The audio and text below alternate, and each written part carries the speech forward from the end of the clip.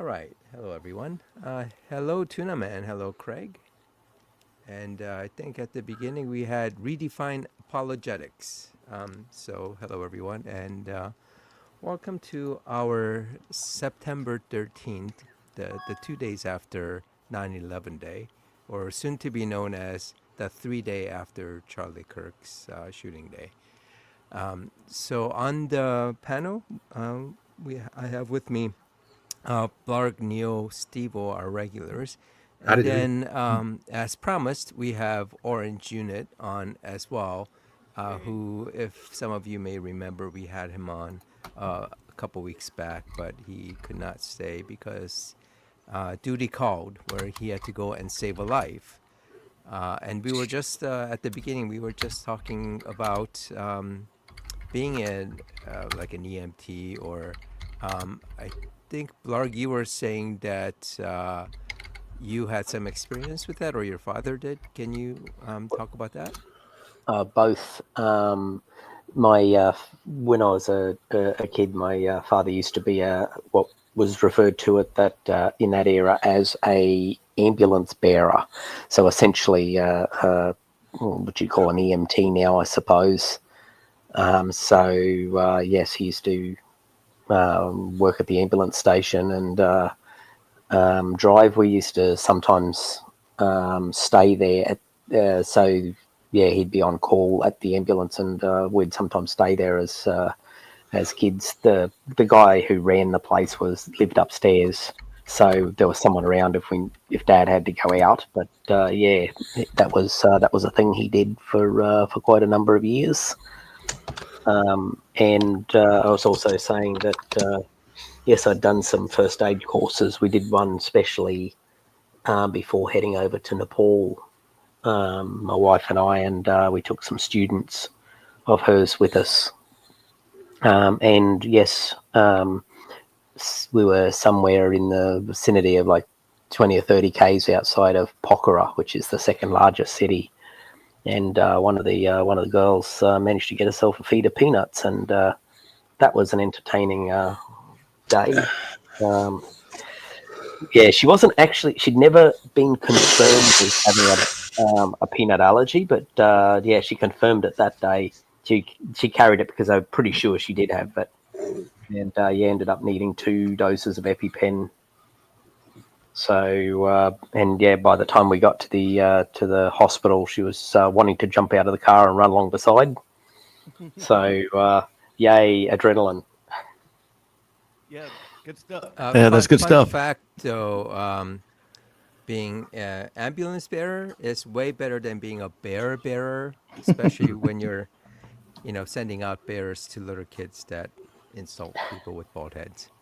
So. Very true. Oh yeah. And then when we have Ook joining us, Ook, I muted your mic because there was a lot of background noise going on, probably from a bunch of cats attacking you. I thought he was flushing the toilet. No, I'm just crook. I feel like I'm fucking naked too. First time in, it's got to be over 15 years that a bloody razor's touched my face. And the only reason is you get tired of trying to pick out vomit from your beard. That does tend to get a little boring. In there. Yeah, shit. I mean, look at me. I look like a 20-year-old fucking idiot instead of a almost 60-year-old idiot. Hang on. There, look at that. Oh, wow. Bloody hell. Fucking, Hey, Ook. Ook. Get that weird-looking turtle off the screen. I want to see your face. Snapping turtle. Apparently, if you pick them up carefully with tail and support them by the rib cage, they don't try and bite you. They're actually quite nice, the Australian ones. If you steam them. Yeah. But I still can't kill them the traditional way. It's just a bit gross. They It's a traditional way. Does it involve a mallet or no? no, it involves your mouth. So I And was this wondering if was it even- involved. I was wondering if it involved the bumper of your car. And you pick them up and you grab them by the back legs. They stick their head out. You put your mouth down behind the back of the head, and you pull, and it breaks the neck. Yeah, we'll take your word for it. Yeah, yeah. And they're quite nice. Good. I We noticed have what you- are called long neck turtles, so they're very, very long. Yeah, they're about 3 times the length of the body. They can't actually pull their neck back in. They actually fold it back in across the front of their body and across underneath their shell. They're sort of like a soft shell thing. They're the closest thing Australia's got to snapping turtles. Mind you, we don't need them. We've got Crocs anyway. So And for those of you in North America, Ook is his camera is that way because he's from Australia. Yeah. And it's upside down there. So. the what was the other thing? Did you say, Yeah, that's what Luke looks like naturally when you see him in the wild. did you see that they've done another breakthrough in venom in anti-venin? Oh yeah. They the eastern brown, the northern eastern brown is actually a separate subspecies than the southern, and the venom is slightly different. So instead of having, we thought we were doing so fantastic with just coming up with the brown snake venom in Australia. Now we could be saving or reducing the amount of harm by actually finding out exactly what subspecies of brown snake actually bit the person. And it'll work something like 10 times faster and 10 times better than the normal Band-Aid anti-venin that we use. It's sort of really rather interesting. They've only just sort of been struggling with that for the last year. They noticed something strange in the captive snakes for the anti-venin production, and they went out to the wild and found that, holy shit, the venom's slightly different, which is one of the things. I just find that sort of stuff fascinating, especially when you've been bit by them quite a few times. Things get better and better. Yeah, I mean, it does make sense a little bit because, it's a little bit of kind of a cat and mouse game, a biological cat and mouse game, where different animals develop resistance to the venom, and so the venom has to change to be more effective. Yeah, we thought we were so clever when they all discovered because the snake bites in Australia, basically if you got bit by a snake in Australia, you got a 50% chance of dying straight out without any venom. And that's with the lesser venomous snakes. And we've done so well at stopping Australians and tourists dying from being stupid. But yeah, there's always more. There is no anti-venom for stupidity. No. Well, there is. It's called a blue ringed octopus. Well, yeah. Okay, I have a horribly offensive joke. I have a horribly offensive joke based on that, and I'm going to start off by saying it's too soon. But you said that there's no. I think you are going to get fired from whatever job you're in. I think that's Yeah, you know what? I don't have that much seniority yet. Okay, all right, go ahead. I was going to say there is a cure for stupidity. You just got to take the shot in the neck. Yeah, I know. I told you. No, fuck it. That's funny. That is That's too funny. soon, I think. Yeah, it might be too soon. No. I told you. You did. There was a fair told warning. you. But We, guy we takes- were warned, and we did encourage him at least. So I blame everyone except for me, of course. You're all implicit Before in what just Frankie happened. Boyle as well. Yeah. Oh, dear. you know the tasteless jokes are going to come out. I mean, right now it's Oh yeah, going to be little bits, but it's gonna come out. No, that's funny. I don't care.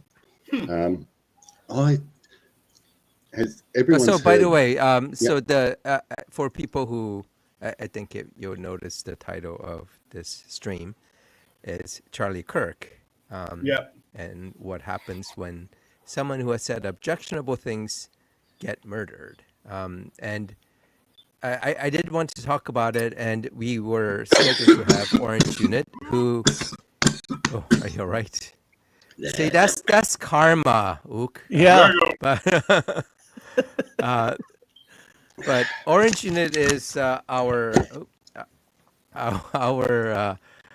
represents the the theist, the Christian here, because I think Orange, if you want to remind everyone, you are an ordained minister. Is that right? Yes. Yeah. Actually, that's correct. Oh yeah, Orange, the emergency call that you went on last time you were here. I hope everything turned out. Yeah. Everything turned out. Everything turned out everything turned out fine. It was a fall. Elderly person had fallen, and we suspect there was a broken hip involved. Don't know. We don't have portable X-ray equipment, of course, but so moving an elderly person who is about 350 pounds is a little bit of a challenge, but Yeah.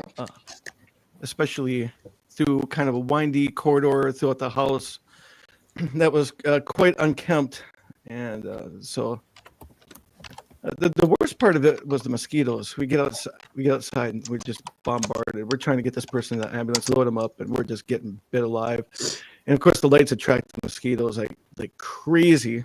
So you're rushing this person to the ambulance. They were about 20 minutes away, so it was a good drive, and we're just getting bit up. I think that was probably the worst part. But we're pretty trained in transporting somebody of a heavier size where they might have a suspected broken hip or broken bone, and Right. yeah.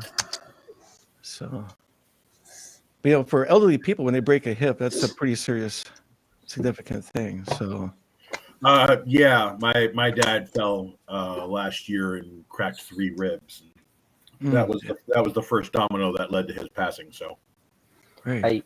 Interestingly, a good friend of mine and my wife's, her mother, she lived home alone by herself at age 98, and broke a hip when she fell out of bed. And anyhow, so they took her off to hospital, and yeah, she was doing fairly okay, but she'd kind of had enough of the world.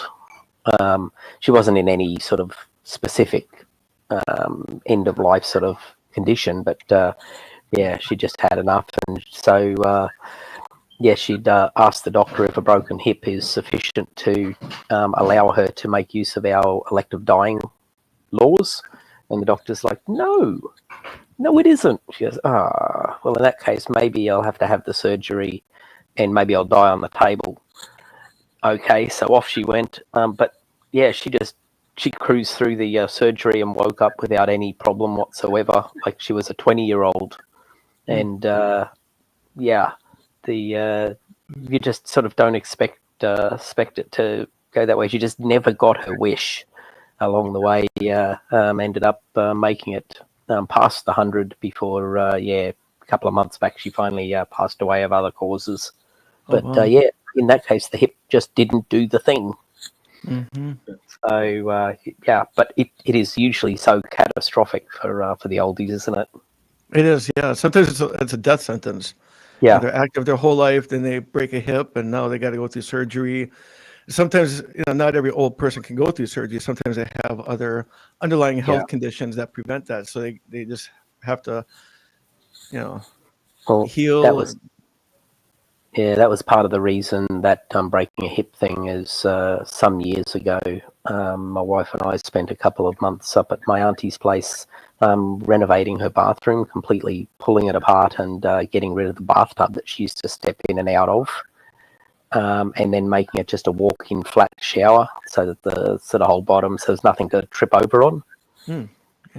Because, you're just like, the day she falls over, getting in and out of that bathtub's probably the last day she ever spends in that house. Right. So, And if they're like my mother, that's when they stop eating and turn death into, or suicide into a performance art that lasts 3 months. Yeah. Yep. People losing their independence or going into homes, there needs to be a bit more. I mean, as much as I rib on Australia's mental health system, thank fuck I'm not in Seppo land. You guys have got it so hard. Craig is asking how my dad is doing.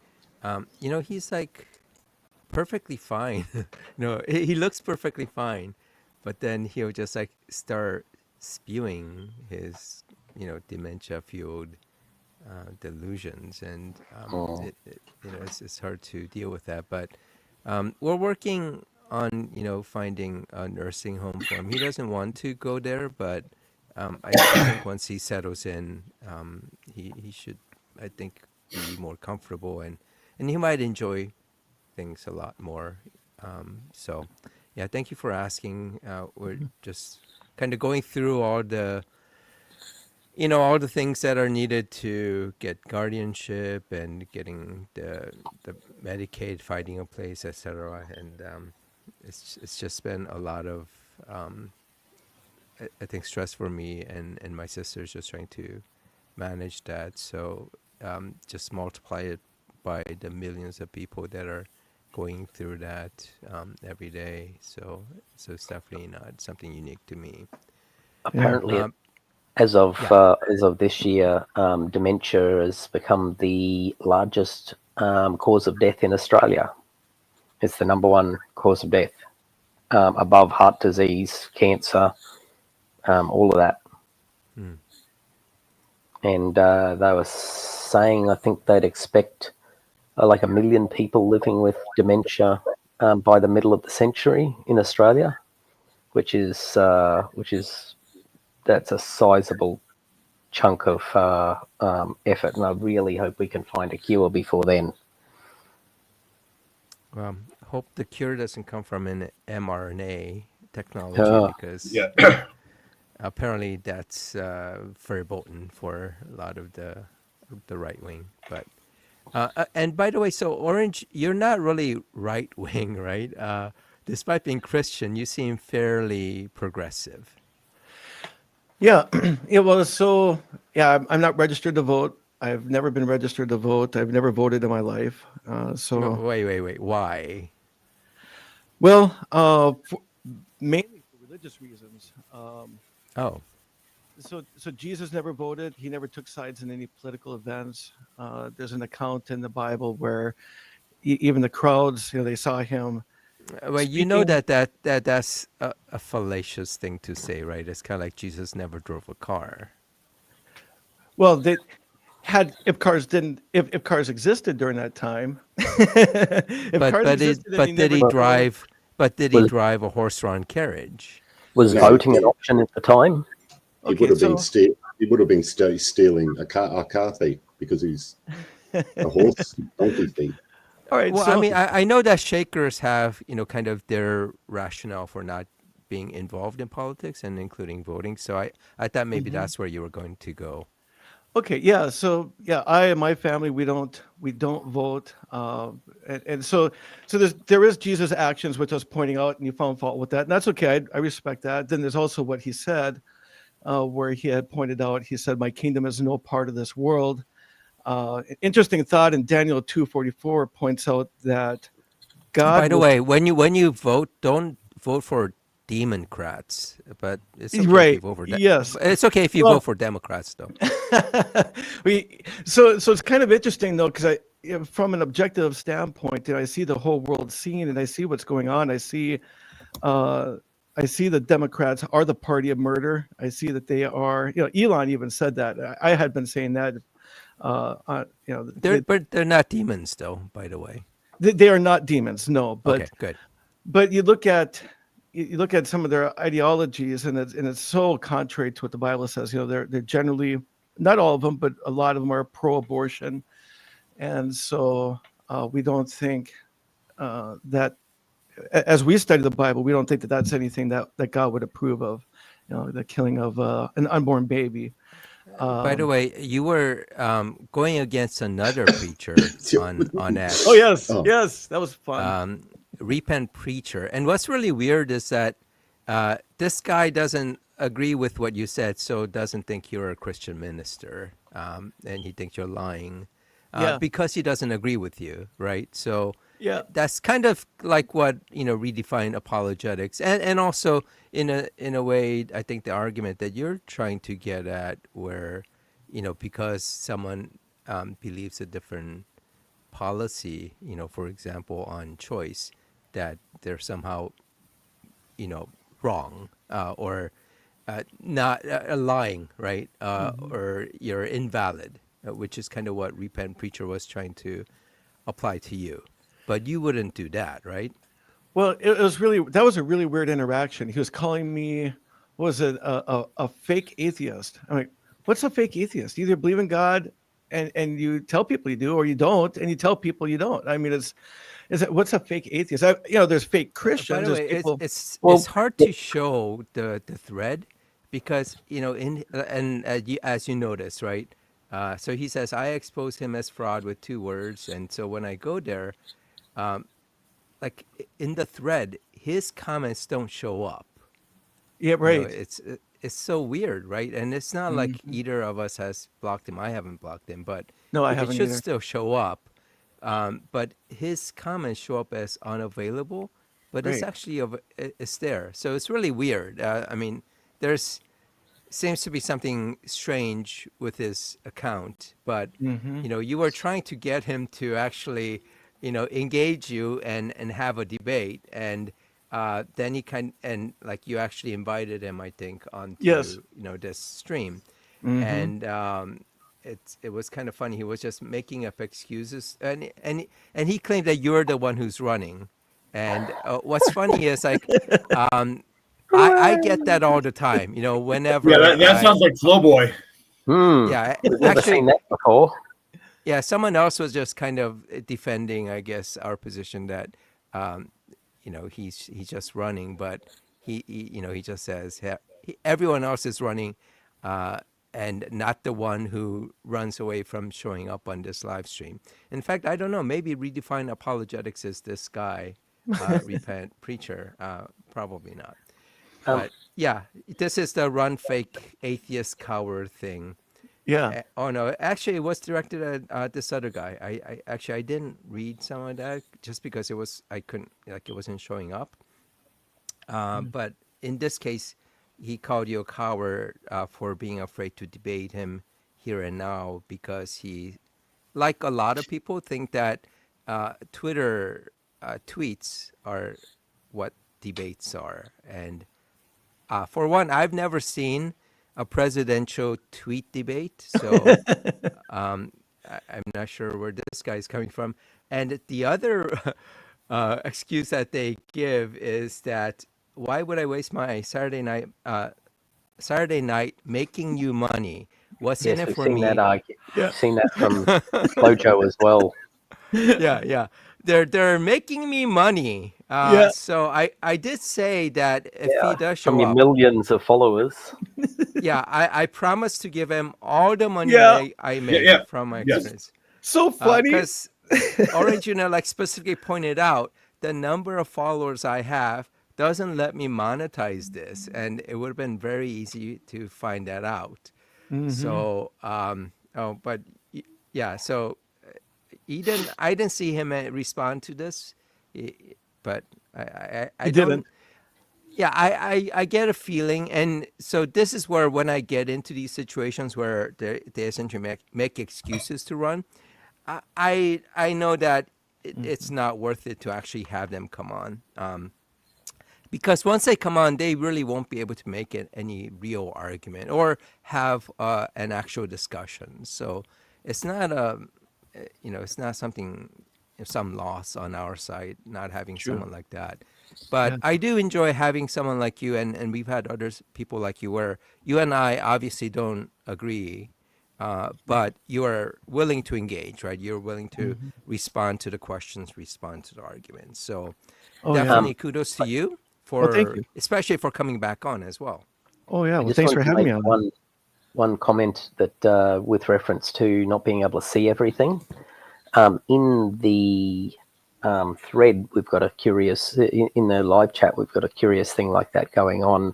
So in StreamYard, Redefine Apologetics had two comments go into the thread. One of them is the one that says at least he's never voted for a Democrat. That did not come up in the live chat, which is curious, but his other one, okay, for the most part, did. So that was visible there. And curiously, over on the other side, so that I'm not typing in and posting as QC, being on the sort of moderate, or what do we call it, the designated other person, when I post into StreamYard. Second Q-tip. Yeah, I'm 2IC Q-tip. I would come up as QC, so I posted it over into the live chat. I posted a comment, where was it here? Yeah, he said, don't vote for the Democrats. So I replied, instead vote for the serial rapist and best pals of a child molester. That went into the live chat, but didn't come up on live stream. Weird. That didn't come up on StreamYard, which is all kind of weird. But Redefine Apologetics said he saw both of them. So that, yeah, it is kind of weird. Did you see them both on the live chat? Well, he would only see it in the live Yeah. chat. That's interesting, because I only saw one of them in the live chat. Anyway, that's interesting. I can only see two of his comments. Can you see the one about Democrats? Nope. So no, I saw the one about Democrats. No, but Yeah, that where one- did you see it? When did I saw it? StreamYard? About 10 minutes ago. No, but in StreamYard or in the live chat In the comment section. of StreamYard or of the video? Yeah, I'm in StreamYard right now. Yeah, that's so you can see it in StreamYard, but I couldn't see it over on the live chat. On the Okay, video. I understand. But Yeah. anyway, we don't need to keep encouraging Redefine Apologetics. But the topic is going to be Charlie Kirk. But we were talking a little bit about, Orange, your religion. And so are you in a specific denomination? It's not part of mainstream religions. No, it's more of an independent type of organization. But But it's a Protestant, right? Protestant, as in not Catholic. If you're to go with the general term, not Catholic, because that's kind of how the Protestant Reformation was born during Henry VIII, I believe. He wanted to commit adultery, so he started his own religion so that he could. How many books are in the Bible you use? 66 books in the Bible. Okay, Genesis so to it's a Revelation. Protestant. Yeah. So it's a Okay, Protestant, cool. yeah. Yeah. Yeah. Although I don't actually, announce myself, hey, I'm a Protestant. But yes, by its loose definition, you could say. Well, yes. but what is your church then? I mean, you don't have to give all the identifying, but what part of the portion that would be a denomination is part of your church's name? Well, maybe we can cover that on a later time until when I get a Okay. kind of a feel for things here. Yeah. If that's okay. No worries. And Yeah, not that you I'm don't have ashamed. to. Yeah. No, I get it. I mean, you don't have to say anything that you're not comfortable with saying. Sure. But it is some offshoot of Protestant, Yes. I guess, belief system. But it seems like going back to your item about voting. So, do all your congregation feel that way, or it's just kind of specific to you? Yes, yeah. So that'll probably narrow down which religion I am, and you probably figure it out in a probably not too much time in the discussion, but pretty But much your entire congregation. What's that? Yeah, but it's your entire congregation.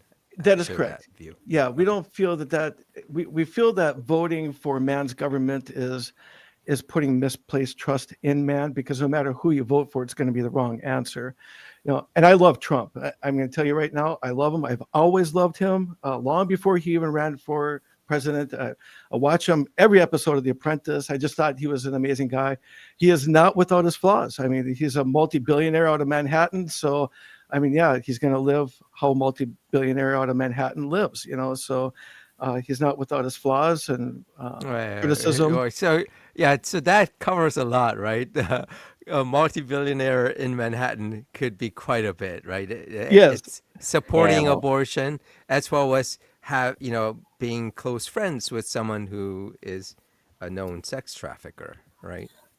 And probably one involved in it himself, by the fact that he knew and was heavily involved in things like he bought the underage beauty pageant and bragged about going back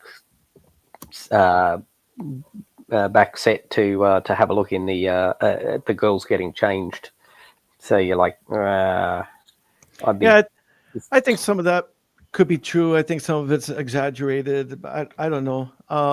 These are just his own words. Is all I'm talking about. I'm not going for anything other than what he's told us himself about even bragging, going backstage, and when you own the pageant, you can do anything you want, basically. Yep. Yeah, he did say that. So the argument, Orange, is that you accept him for being that Manhattan billionaire, and it comes with a lot of baggage. Right. A lot.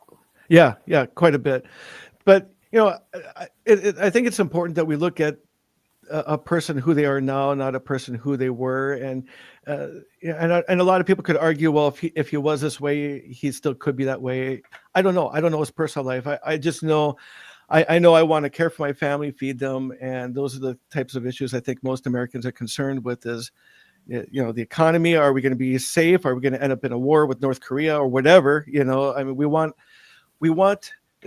everybody wants good leadership, right? That's what everybody wants. Everybody wants somebody that they live under that is going to care for at least their basic daily needs. And so in our religion, go ahead. I'm sorry. I'm confused on one thing though. So you don't vote, but you admit that the leadership of the world has an impact on you. Indeed. Then wouldn't it make sense then to have a say in who that leadership is? Well, interesting scripture in that regard. I have to look this up because let's see. In Romans 13:1, it does point out. It says, "Let every person be in subjection to the superior authorities," and then it points out there that the existing authorities stand placed in their relative positions by God. So this is a really interesting verse because Jesus even said, when the disciples came up to him and said, "Hey, should we be paying the tax? Because the tax man's going to come around. He's going to be expecting the tax." And so Jesus said, pay Caesar's things to Caesar, but God's things to God. So even Jesus knew it was important to respect the authorities, to support them.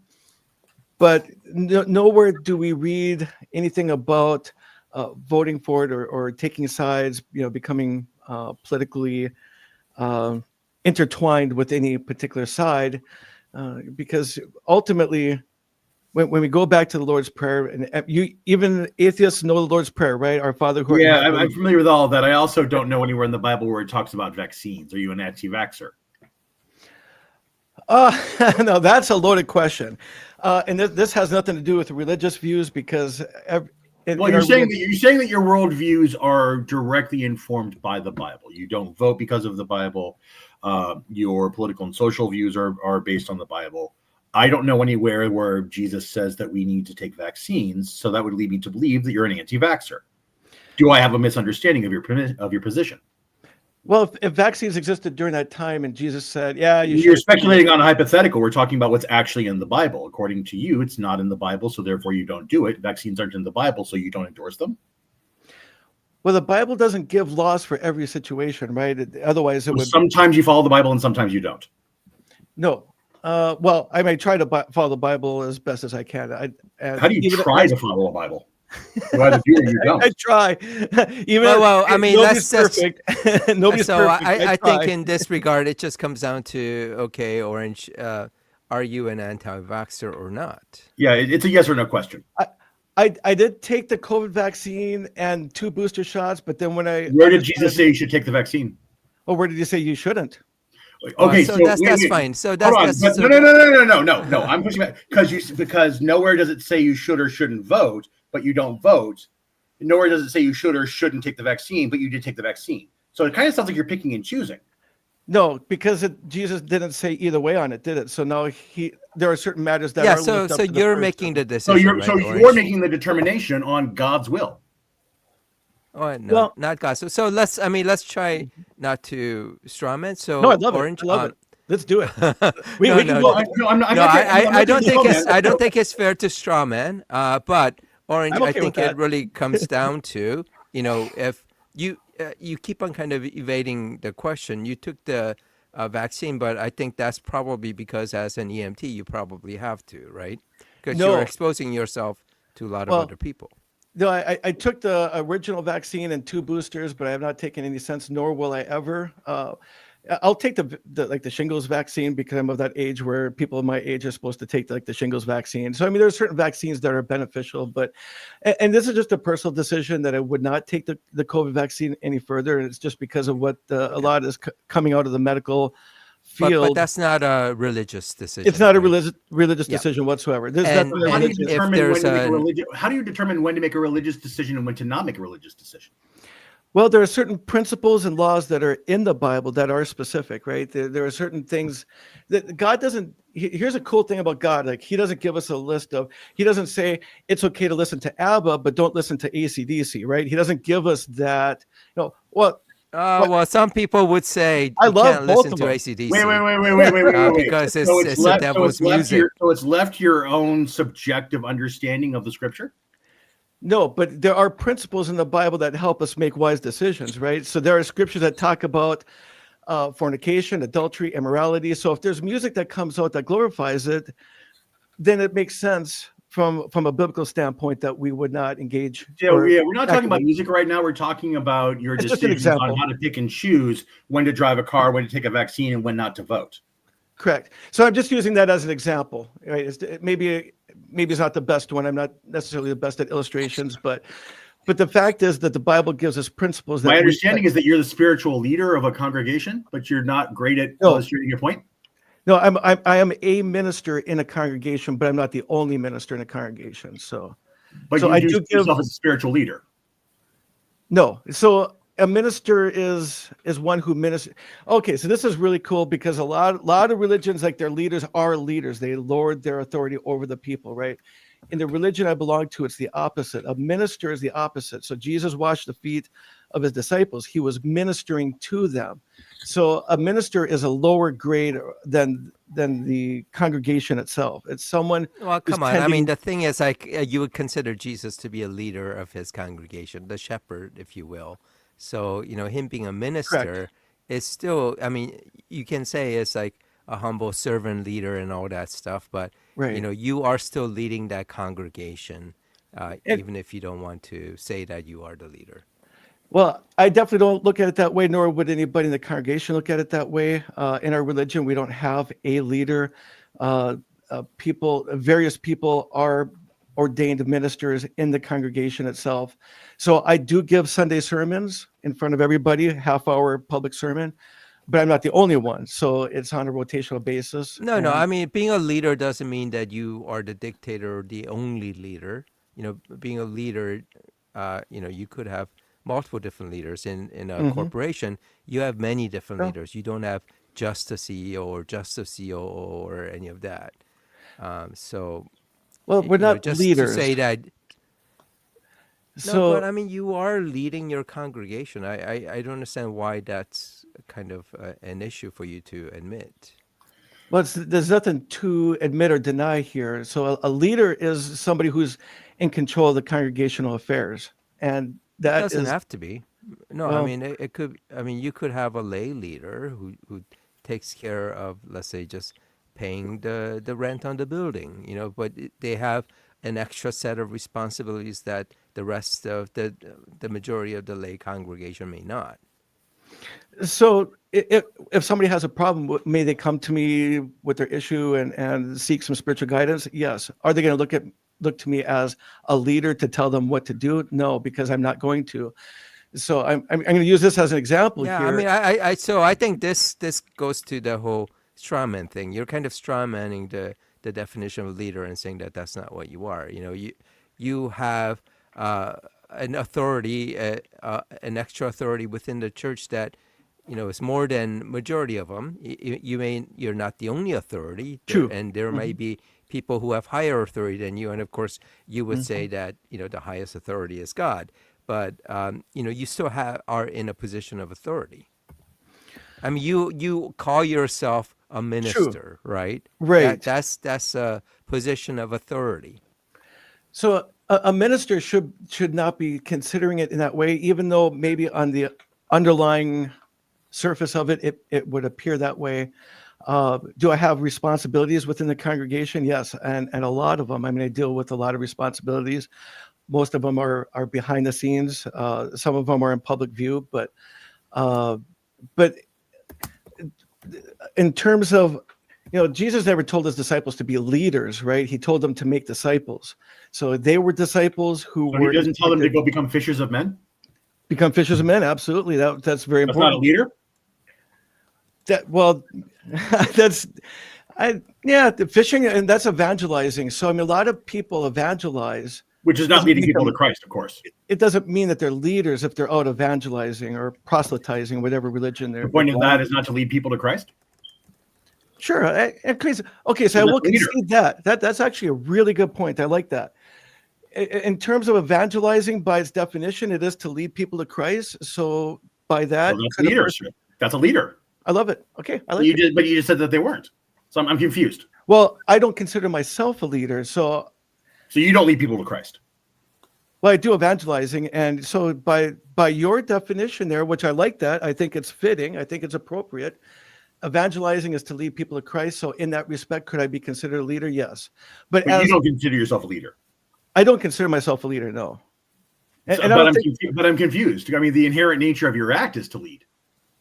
Okay, but should that person wear that as a badge, as a title, though? That doesn't seem like a humble position. But that's not necessarily what is being asked, right? We're not. So saying, you don't. Hey, so you don't care whether badge or not of leadership.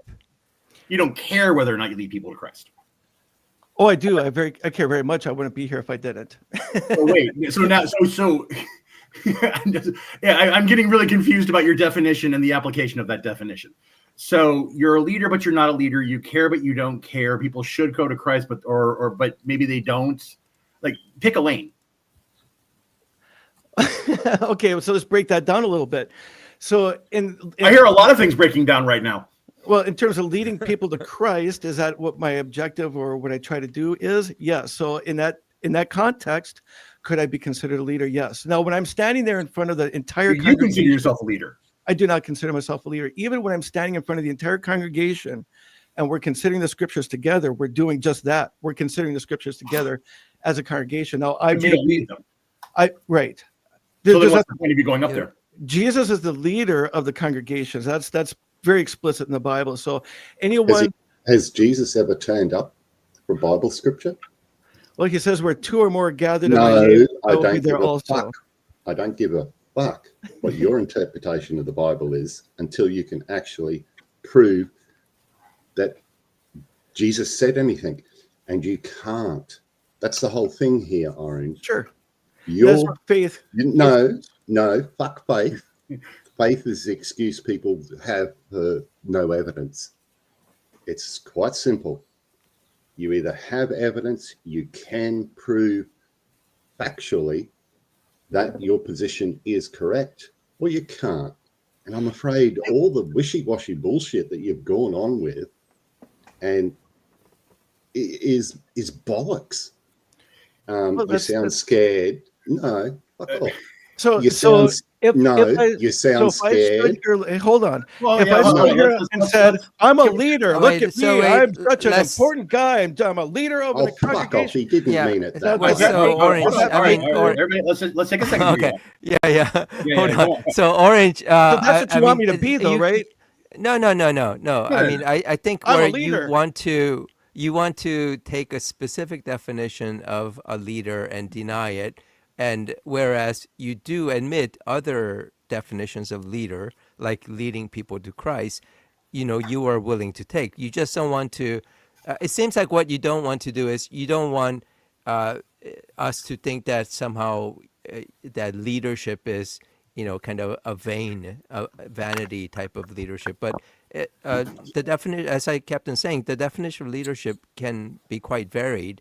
And I think it's kind of bizarre just to say that, you're not a leader just because you're not a leader in a very specific sense that you don't want to be in. I guess here's sort of my question or my point. Orange. Is it completely impossible for somebody to genuinely feel called by God to lead people? No, Moses was called by God to lead people. But you don't feel the same level of conviction as Moses. I feel the same level of conviction as Moses, but I don't feel that. But you're not called. I don't think titles are important. I mean, Jesus even said to the Pharisees, "You call yourselves teachers, but you're nothing but." So Jesus calling him, so Jesus being the Christ, it doesn't matter as a title. Well, he's God's son, so therefore that would be an that's a important title. role. Is it not? Sure, and that's one that the titles are important. Addressed. But where in the Bible does he say that we should take on titles? So this is the heart of the matter here. Again, where does it say in the Bible that we should take the COVID vaccine? You still took the COVID vaccine. It doesn't say anywhere in the Bible we should drive a car, but you still drive a car. Where does it say in the Bible that you should use a cell phone? Something tells me you use a cell phone. You certainly used a beeper last week. Well, so again, we're right back. But I'm not hearing Orange. Hold on. You're talking about things that didn't even exist during Jesus' time. I mean, but that's why Jesus. But you're using that as. But Donald Trump didn't exist back when the Bible was written. The president of the United States is a position. Politics did. Politics did. Okay, but see, now you're using such. But see, here's where your category is so broad as to lose meaning. No. Politics existed in Jesus' day, and he drew attention to God's kingdom. And he said that the God's kingdom is what we are to look at. And that's what I vote for in the manner of speaking, but not by writing it on a piece of paper, but by how I tried to live my life. So it's politics existed. So you did or did not vote for Trump? I did not vote for Trump. But you wanted him to be leader. He doesn't vote. Right. So if Kamala Harris had won the election, you would be equally okay with her being president as with Trump. Well, I can't stand her laughter, so I wouldn't have. That's not what I asked. Well, it is. I didn't like Clinton's laugh, but guess what? By the way, Orange. Just by the way, just the irony of you saying you didn't like Kamala's laugh and making a laugh that a lot of other people might think, might not like us. My question still stands: if Kamala had won, would you have seen it as the will of God? So here we have to go back to Romans. It's a yes or no question, Orange. Yes. Okay. Yes. So then, I mean, it would have to be right. Right. But again, everything you would have to say everything is God's will. Here's where I'm confused. So who becomes president is God's will, but whether or not you get a vaccine is your decision, not God's decision. That's a personal decision. Why wouldn't it be? Why wouldn't it be your decision who becomes president through your vote? Well, because first of all, so going back to the Romans 13:1, if I may, please. I really would just like a simple answer rather than going back to a scripture of a collection of fantasy stories. I'm a minister, so I'm going to use the Bible. That's a title. You just said a few minutes ago that titles don't matter. You're using a title as minister now to bolster your claim.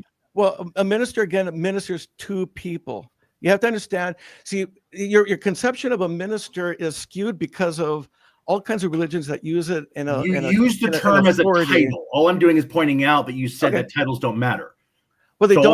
all I'm doing is Doesn't mean they don't pointing out. exist. It doesn't matter. So Then why use it? Then why use so it what would as your you respect? justification? What would you respect more if I came on here and said I'm a leader of a church, or if I said, you know what, I like to go up there and discuss the Bible with the congregation as a minister and minister. What's more respectable in your mind of the two? I hold both of Okay. those. So in so equal wait. So stature. I don't think I don't think it's really that important. I mean, Orange seems to have kind of a strange viewpoint about Orange. not All I'm being doing called is a pointing leader. out the inconsistencies of your argument. That's all I'm doing. Well, You said, well, as a minister. So right off the bat, you justified what you were about to say by using the title of minister. But previously in this conversation, you said that titles don't matter. So it kind of seems like you're picking and choosing when the title of minister matters. Okay, well, who gave me the title minister? I didn't give You it to gave myself. yourself that title. No, actually, it points out in the scriptures. Besides, it doesn't matter who gave you that title because titles don't matter. Hebrews chapter 6, verse 10 talks about to keep ministering and continue to minister to the holy ones. I'm confused. Do titles matter or not? The title leader doesn't matter. I think most titles don't. So leader doesn't matter, but minister does. So sometimes titles matter, but sometimes they don't. Now, what do you think? Do titles matter? I'm asking you because, again, Orange. I already gave my answer. So what do you think? Do titles matter in religion or not? I think titles as a way of category theory do matter because that's how we conceptualize and distinguish between different forms of being and matter and things. The title of glass, the title of father, the title of mother, the title of son, those are all titles.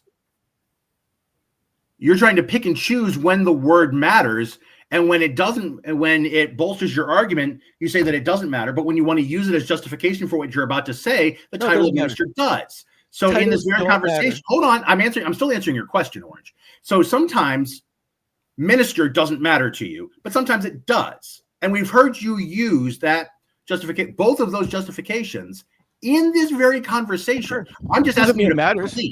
Just because I'm a minister doesn't mean it matters. So we're talking about two different things. So then why bring it up? Why preface a sentence by saying I'm a minister? If it doesn't matter, why mention it at all? Well, because you asked me. I wouldn't have brought it up if you didn't ask me. I may be a minister, but it's not a title that matters to me. I'm a husband, I'm a father, I'm a servant of God. Those are the things that matter to me. But those are all titles. So do titles matter or not? Well, what do you think? I'm a father, I'm a husband. Do you think that matters to me? I'm asking you to plant your plan. So, as a human being. All right, so let me just so Orange, I mean, it seems like your authority as a minister does have some significance, right? Because, like, for example, one of the response that you gave to this repent preacher is that you use your title as a Christian minister to give yourself an authority to respond to him, to say that what you're saying has validity, right? So you are using that title. So minister by its own definition is to minister to someone. So anyone who belongs to the Christ is by its own definition a minister. Just in this case, let's just focus on this case, right? You're having this argument with this guy, and he's a Christian. So you brought up that you are a Christian minister to bring authority to what you're saying, right? Sure. So in that sense, your title as a minister does matter. It did matter, right? Okay. So I don't want to. So sometimes being a minister matters, and sometimes it doesn't. Well, in your mind, a minister is an elevated position. In my mind, it's not. It's a slave's form. So now leader is above others. So you might consider the title a leader to be above others, as many and most religions wield that authority. But that's not the example Jesus set. And he was God's son, and he was, on the night before he was about to die, washing the feet of his disciples, right? He was washing the feet of his disciples, and he said, in as much as I'm washing your feet, you do the same for others. By the way, Orange, within corporations, there are a lot of the servant leadership kind of thing. So just because someone kind of takes on sort of a quote unquote servant role, that doesn't stop that person from being a CEO, right? Even, just because they said, hey, I'm a servant leader. They're still a leader. So I don't want to like go too far on this because I mean I think we understand what position you have, and it's I the point don't. of Well, I'm sorry about that. so I did want to have this, because of a very I think I don't want to say important, but the whole shooting of Charlie Kirk had a big impact within a lot of people, especially in the MAGA sphere, specifically because what the current administration, how they responded to that. So the very first thing that they did before they even knew who the shooter was, they started blaming the liberals, the Democrats, and also they put his casket in Air Force to be sent, and Trump specifically came and made an announcement pretty quickly after the event. And also, I think he put the flags at half-mast, which was kind of interesting because he had actually resisted putting the flags at half-mast for Jimmy Carter. So there are a lot of, and I guess he's going to get a medal of freedom from Trump. And I don't know what else, they're going to do for him. But ultimately, at least from my point of view, and you probably disagree, Charlie Kirk was basically a social media influencer who happened to get a lot of attention Social media from, whore.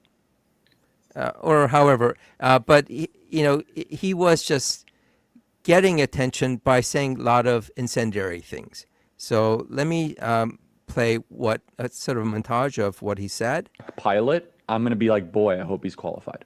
The Civil Rights Act was a mistake. More cops should be around your neighborhood. Why do blacks have a broken family? White person were to come up and say, black America really needs to get its act together and stop sleeping around all the time, and it needs to actually have enough. Why would you? Because it's true. What percentage of young blacks have both a mom and a dad raising them? Of course we pander to blacks. They're in every TV commercial. And they're saying, I'm only here because of affirmative action. Yeah, we know. You do not have the brain processing power to otherwise be taken really seriously. If I'm dealing with somebody in customer service who's a moronic black woman, I wonder, is she there because of her excellence, or is she there because of affirmative action? Things got worse since the Civil Rights Act. More violent, less fathers around, poorer. Be kissing the ground with gratitude, because you're right.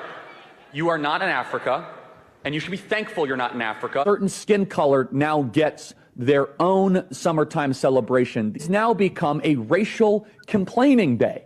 BLM, and remember what BLM stands for: burn, loot, and murder. America is poorer today than before we tried to start to help them. Black women married the government and divorced the men that they were once with.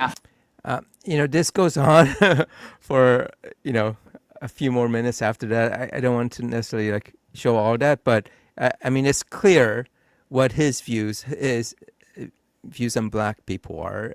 And he's expressed a lot of other items that a lot of people found objectionable.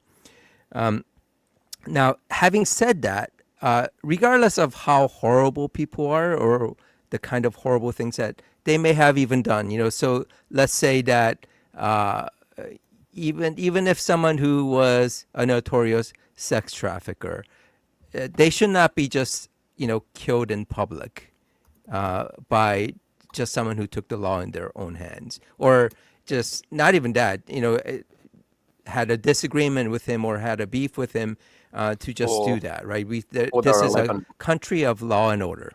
What? Or there are 11 drug traffickers.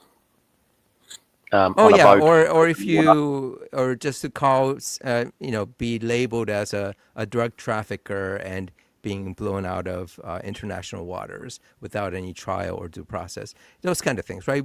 We would object, or we should object to just random killing like that.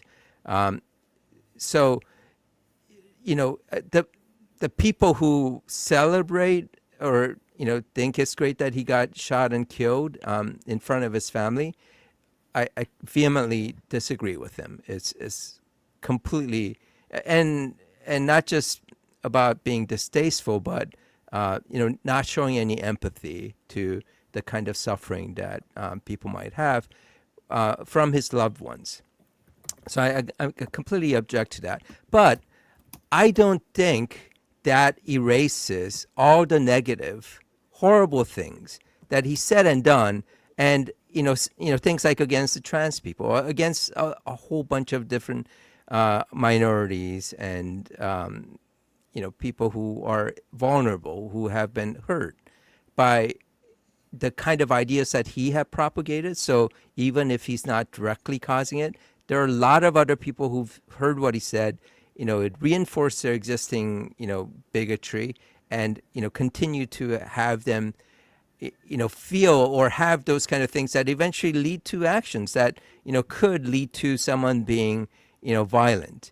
And what's ironic, of course, is that it was this kind of incendiary comments, social media comments, etc., or whatever, that I think personally, and it's my opinion, that led to the actual killer, who came from a very conservative Christian, gun-loving family, to take action to actually go onto a rooftop with a gun and to shoot him in front of countless people because of that type of speech, or ideas that were not necessarily ideas, but the kind of things that he said. So I think we can still, people who disagree with him can still denounce the things that he said, the ideas that he stands for, and yet should not be then, called down or, quote unquote canceled because they expressed their disagreement with, what he said in the past. So I want to leave it there and get people's feedback on that. And specifically, I wanted to get your input on this as kind of a MAGA Christian, even though you didn't vote, you still consider yourself a Trump supporter. I presume you had some resonance to the kind of things that he said. What is your thought on, being able to still be against or not whitewashing all the things that someone said just because, they got shot in public? And was that for me there, QC? I mean, okay. and to others but I think sure. Specifically because you're our guest, I would definitely like to hear from, get your point of view. Yeah, so the whole situation, of course, is very sad. And from a religious standpoint, anyone getting shot is a very sad situation. It doesn't matter what political side they are, what their ideals are. It's a very sad thing. And like you said, his family, he's got a beautiful, wonderful wife and kids. It's heartbreaking. I would feel that way whether it was Trump or if it was Biden, if it was Kamala, whoever it was. I just want to interrupt right there a little bit. It's just kind of a pet peeve of mine thing when people say, it's regrettable because they had a beautiful wife. I don't care if their wife was ugly or, that's true. It's still, they are still suffering. But for some reason, if they're beautiful, it's worse. And I find objection to that. Sure, and that wasn't to state that his situation is regrettable only because his wife was beautiful. It's just that was just a unnecessary adjective. So, but the thing is, these things do happen on the earth, and it's something that happens every day, and that's just going back to that's why Jesus told his followers to pray for God's kingdom, because how is this going to get solved? But this is part of his plan, right? What, that Charlie Kirk would get shot or that people would get shot? Yeah. It is not. Charlie Kirk specifically. No, it's not. No, it would not be part of his plan. No, and there would be no scripture in the Bible that would substantiate that. Wait, so I'm confused. That happens a lot to you. What's that? It seems to happen a lot to you. Yeah, only when you don't answer questions in a clear manner. Or in a way that isn't consistent with things you've said previous. So is your God all powerful? Is your God omnipotent? Well, he created the universe. He created all That life. doesn't answer my within it, question. It's a and yes or no. Is so, your yeah. God omnipotent? Omnipotent as an all-knowing, yes. Okay, so is it No, possible? all knowing is not all-powerful? omnipotent. Pardon me? Yeah, omniscience is all knowing. Omnipotent means all powerful. Okay, yeah, right. So yeah, all-knowing, all-powerful. So to answer your question, yes. But how can something be all powerful, but then something happening against its will? That's the part that confuses me. So, and that's a very excellent question. Love it. And so that goes back to the Garden of Eden when Adam and Eve sinned. Satan had said that basically that they could live without God's help, right? He said you'll be like God, knowing good and bad if you eat from this tree of knowledge. And so God could have destroyed them at that moment. I mean, he could have. He had every right to. But the challenge was raised in the Garden of Eden. So your God did or didn't know that Adam and Eve would eat the fruit? That gets into a very complex situation. No, either your God knew or didn't. It's a very simple question. Did your God know that they would eat the fruit? Well, if he created them and gave them instruction, what do you think? If? You think he knew?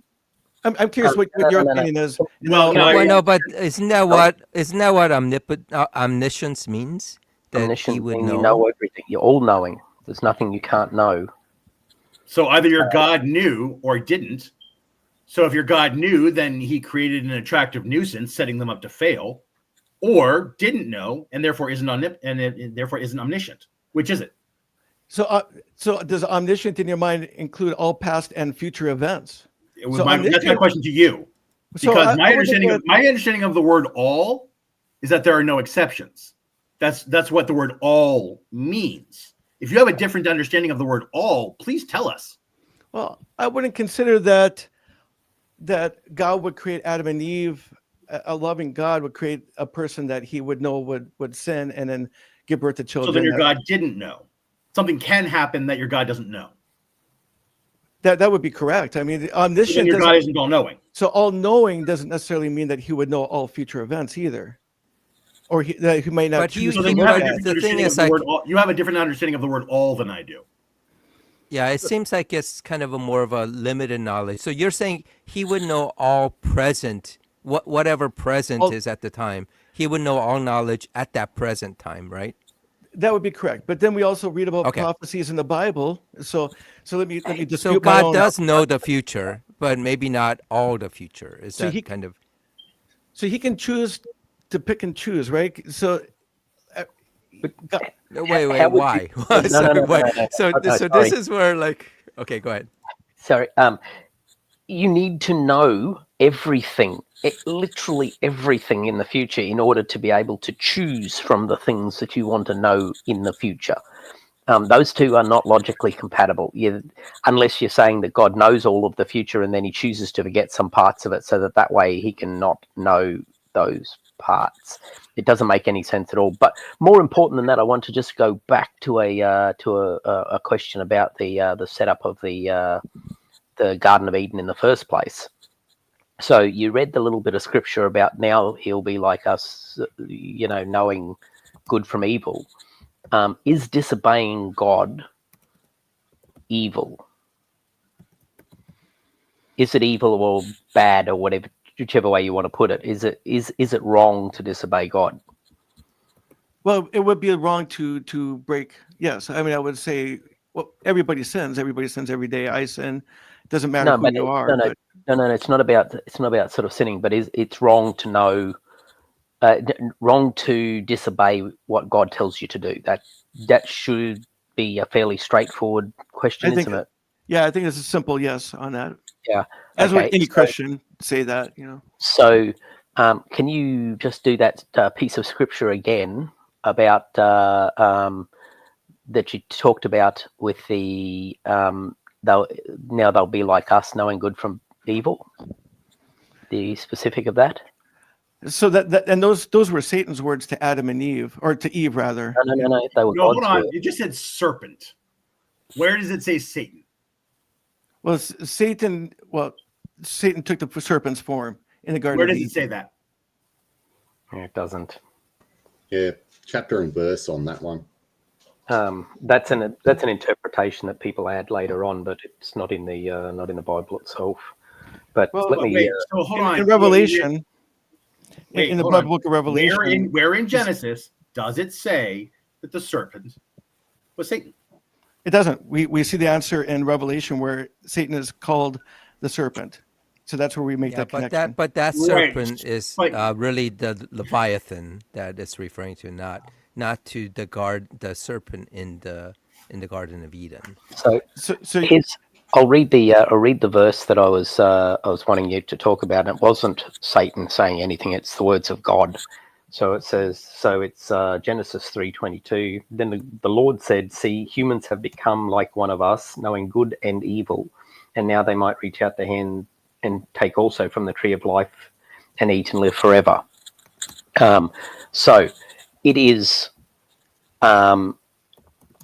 evil to disobey God, but the people God made, without the knowledge of good and evil, they do not contain the ability to understand what is good and what is bad, but they're being asked to make a judgment about doing what is good and doing what is bad. Do you see a problem there? I'm terribly sorry, but I don't quite understand the question. So God made humans without knowledge of good or evil. Made Adam and Eve without the knowledge of good and evil. Clearly, because the tree was the tree of knowledge of good and evil, and they didn't have that until such time as they ate from it. And then later in verse Genesis 3:22, God says that they've now become like us, knowing good and evil. So the humans, Adam and Eve, did not understand. They had no knowledge of what good meant or what evil meant. So they had no way of knowing that it's wrong to not do something you said that God told you to do. That's very interesting.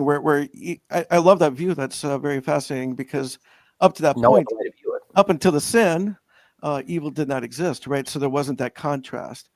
Of course it existed, because didn't Satan? Well, so you you're can't trying to say Satan- it didn't exist, right? I mean, trying to say when there's a Satan tree existed. specifically, when there's a tree that's specifically about knowledge of good and evil, that can't tree say evil existed doesn't exist. beforehand, right? So that means good and evil had Must have existed in order for the knowledge of good and evil, the tree of knowledge of good and evil to exist, right? And So you since they can't say didn't good have, and they evil didn't didn't yet exist. have that knowledge, they Adam didn't and Eve. know that Right. that not following God's rule was evil. Was a bad thing to do. Was a bad thing to do. So Right. they couldn't have known. They're like a 2-year-old in this sort of question. You tell a 2-year-old not to eat something, or they don't understand. Right. So you wouldn't punish a child significantly because they just don't understand what it is that you're being told. But this is the characters of Adam and Eve that were created without this knowledge. Mhm. And then not only did God put a tree in the middle of it that they're meant to live there for eternity and never ever eat from, he created the snake, knowing exactly what the snake would do in the future. And he created that, and then he placed that snake in the Garden of Eden and left that snake with the people to convince them that not only they don't know, lying is obviously bad and considered evil as well. So they don't understand that the snake was lying to them, if that's the take you want to take on it. But I don't agree that the snake actually lied at all. But the snake has been placed in the garden to convince the humans who don't understand what lying is to do something that they said they wouldn't do, but don't understand that it would be wrong to do. In all the ways, this is basically like going and telling a 2-year-old not to eat the candy, and then putting a person in the room with them saying, no, it's fine, go ahead and eat the candy. And then blaming the kid for eating the candy. Not only did the kid not know it was wrong to do it, but you put someone in the room there that talked them into it. the person at fault there is not the kid who ate the candy. The person at fault there is the person who should have known that the kid would eat the candy and then forced the kid to eat it by putting the person who's convincing them in the room with them. Okay, so then that would make God evil. Yeah. Yeah, it does. It would, wouldn't it? Okay, But so Well, or not necessarily evil, but at least Or at the very least, negligent. No, everything Criminally there's negligent. so he everything created. there is deliberate. It's an entirely deliberate scheme. Yeah. There's no way it can be considered anything but deliberate, and then having a big tantrum about it and breaking all of his toys is like setting up a trap. And then when the trap works the way you said it was, you expected it to work, you blame the trap. Is it a trap or was it a test? See, a Christian's going to consider that. No. test. Here's the They had no problem. ability to pass it. wait, what's the difference? Yeah, they had Well, no the difference ability. is a trap is just deceitful. That's conniving. But God warned them in advance. He says, if you eat from this tree, you will positively die. Now, But they don't now know the serpent said you will be like God, knowing good and bad. God didn't say that. Nowhere does it say God said that. The serpent said that. But do they know that? But do they know that dying is bad? If they don't have that knowledge, they have no context for being able to understand the instructions put in front of them. Well, it was very Orange. simple. The issue is It doesn't that matter we whether don't or not test- it's simple. What it matters is whether or not it's put into understandable context. And no it is understandable context has been given here because they didn't have that knowledge. No, it's actually very simple. God created everything that they needed, right? He had plenty of food for them. Except understanding that if they go against God, that dying would be bad. So he said They didn't have that knowledge. He told them something It's that they basically couldn't a understand. test you cannot pass. Yeah, It's impossible they may as to well pass have the put a test. sign up on the tree in a language they couldn't read Not at all. because they couldn't understand what was being told of him. And Not then at he went along and put a person in there and said, hey, it's fine. Go ahead and eat it. Not at all. So there's hundreds of thousands, if not millions, of trees there in the Garden of Eden. The Garden of Eden was massive. It was huge. Oh, okay. And please. there's one. So Orange, wait. So Chapter Orange, and I don't verse. think Chapter that's and relevant. verse. Yeah. It's just one not- tree. So Orange, that's not relevant. The question really is, did they know that it was wrong to disobey God? Yes. They knew. Because he They outright knew. told them. They had the When knowledge did of they right get and the wrong. knowledge when did they get the knowledge that defying God was wrong? When were they given that knowledge? When he told them, do not eat from this one tree No. because it's No, one. that's No. Or, I'm not done. I'm not done. I'm not done. All right, hold on. Okay, go ahead. He says, all these trees are yours except for this one tree. This one's mine. This is my special tree. Don't eat from it because if you do, you will die. It was very simple. It's not that complicated. It was a test. You got all these trees available to you. It doesn't, you're they right. had- It doesn't but matter they how had- many. Would they have Yeah, lived But they forever? had knowledge that it was Sorry. wrong. They had knowledge that doing that They was did, they wrong, did. disobeying. They They did. had knowledge of that. Well, he told them they would die if they touched it or eat, Right, ate but they from didn't. it. But they didn't understand. But they didn't have the context for understanding that doing that would be wrong because that would be an evil act. The tree Well, was the knowledge of When good and evil. also maybe they thought death was like another part of the Garden of Eden. Maybe it was like the fun part. Well, they Okay, saw how would they animals know? die. How would would've they know seen what animals death is? die. Where in the Bible does it say that they saw animals die? Well, Yeah, where there does, were none of that. well, they knew what death was. I mean, God wasn't using a term. Where does it say that they No. understood what death was? No, it's not fair. Sorry, you're just making stuff go. You're No, adding stuff. to the here, Bible. It's no, not listen to fair. me. Why would he use a term that they wouldn't already be familiar with? It's Why would very they- simple. Why would you put a tree in the middle of a forest and tell people not to touch it? As a test, right? Well, that's what I said. Except that it's a test that, again, they don't have context for understanding. Sure, they do. Hold on. He's using words that they don't understand because they don't No, he have didn't. knowledge of good and evil. No, You're they knew saying what that death was. hold on. You're also saying that he uses the word pain later on, but they've never felt pain before. How do you know that? The Bible doesn't say that. But again, Well, the but he Bible says doesn't your say pain anything will about increase. millions of trees either. Jesus was perfect, and do you think he felt the pain as the nails were going into his hands? Of course he did. He felt it perfectly. He was a perfect was man, awesome. so he felt it. But that's after God had cursed Adam and Eve and But they all knew of what their pain was. descendants for eating fruit from a tree that God didn't need to put there in the first place, giving them laws that they couldn't understand, and then a tempter in the place to test them in a way that they couldn't understand but punish them when they fail?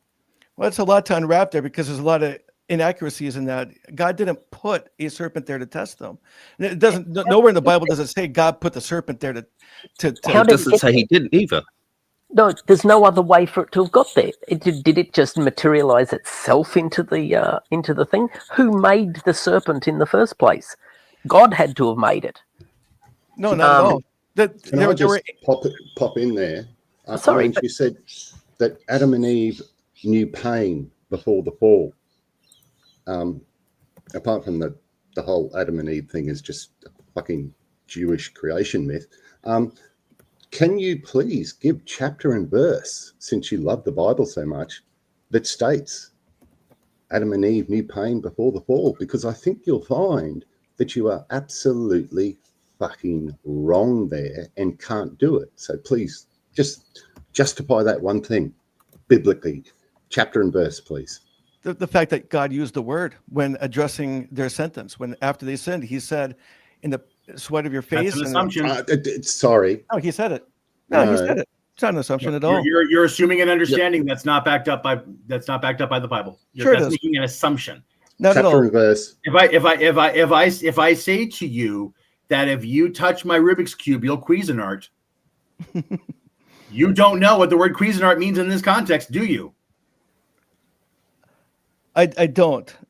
Okay, so it's possible for a word to get used in context, and the recipient of the person who hears that word might not have a full understanding of that word, especially if they don't have knowledge of good and evil. Okay, so I got the verse here since you wanted the chapter and verse. Genesis 3:16 says, "And to the woman he said, I will greatly increase the pain of your pregnancy. In pain you will give birth to children, and your longing will be for your husband, and he will dominate you." Okay, so there we go. Yeah. We got the word pain there 2 times. Yeah. And would they have known pain? Sure. Why not? They would have observed animals. Animals didn't have the same privileges that they did. They were a special creation of God. Chapter and verse, where does it say that? Where does it say what? What's that animals didn't have the same privilege? Because the Bible doesn't say that the everlasting life was held out to animals. He made them perfect. He put them in a perfect home. God's intention was for them to raise a perfect human family. So pain is perfect. What's that? You're saying it's perfect, but you're saying that pain exists in that world. Well, they would have.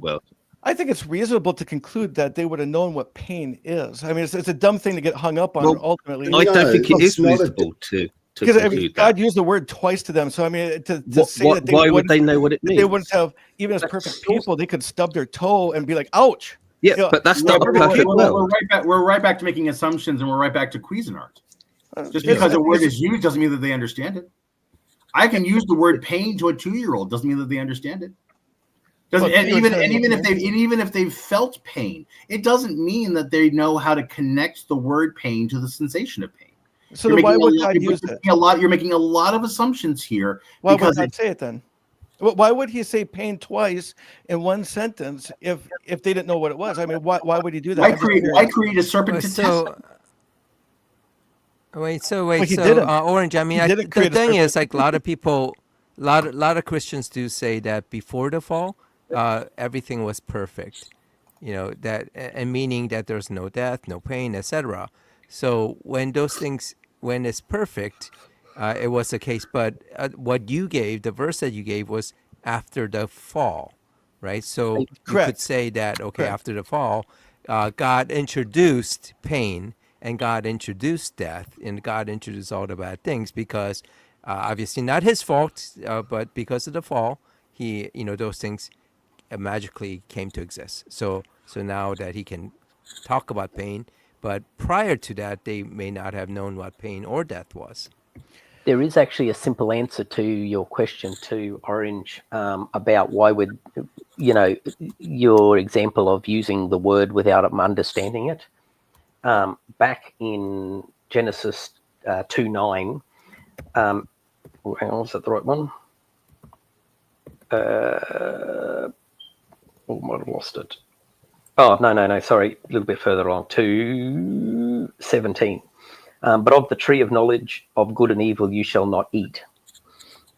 He's there used the words good and evil, which are both concepts that they cannot understand because they don't have the knowledge of good and evil. So, yes, he's used both words in that sentence, and both of those words cannot be words that Adam and Eve understand, that Adam understands, because he hasn't yet eaten from the tree to give him that knowledge. So yes, using the word pain doesn't indicate that there's any indication of the knowledge of pain at any point. Well, let's put it this way. I think it's reasonable to conclude that God didn't necessarily create nerve endings after they sinned, right? I mean, they would have had those same nerve endings. Who knows? Who knows? Yeah, I mean, we don't know. They were cursed, right? They were cursed afterwards, and yeah. So, you can talk all the stuff in you want, but this example just shows that here's the thing: if you're trying to use modern understanding to then back solve into here to get an answer, yeah, that's not how the authors wrote it, and that's essentially, as Dan McClellan puts it, renegotiating the text to fit under a framework that you're trying to impose upon the text today, not one that existed when it was written, and certainly isn't in evidence in the text itself. Okay, so you're in your minds, Adam and Eve felt no pain, didn't know good or evil until. I don't think they existed. I'm trying to argue on the grounds of the part of the problem that I'm having with this conversation, honestly, is that to me we're talking about fictional creatures from a collection of fantasy short stories. But I'm all I'm doing is pointing out how badly written this fantasy short story is. Well, and also the other thing is everything you say about, it could be that, it could be that. You're just adding into what's not in the story, right? To go back to what Blark said, you're renegotiating it. It could be true, but there's no reason to think any of this is true to start with. And just adding extra stuff into the conversation doesn't, you can, if you want to add extra stuff into the conversation, you can make the words say anything you want whatsoever. If you're going to renegotiate. But I'll point out that if it could be that assumptions into the text and the interpretation, it means that you're aware there's a problem with the text as it's written. Yeah, that's a good point. Otherwise, you wouldn't need to add in the extra bits to try and explain it to yourself. I will say that Genesis is especially the first several chapters, mankind's start.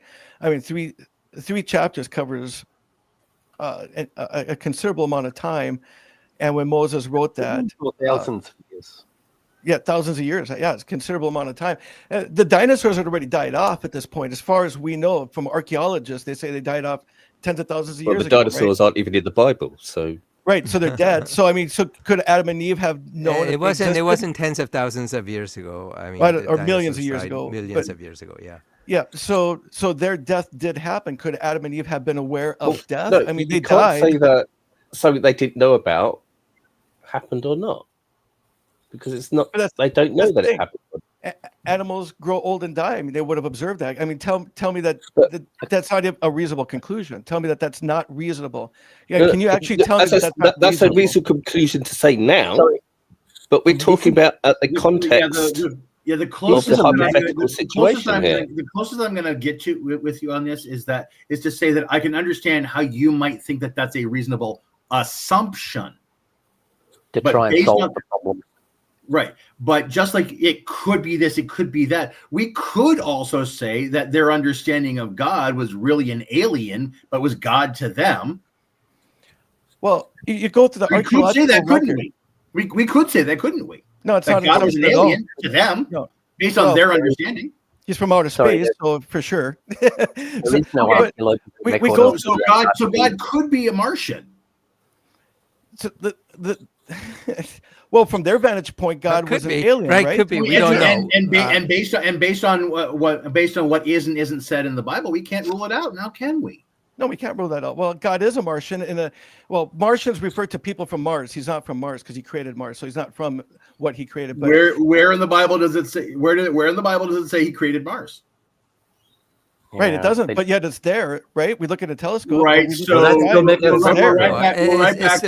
we're right back to picking and choosing if it is or isn't said in the Bible, whether we do or don't accept it, and whether we could or couldn't use it, and whether or not. I mean, come on.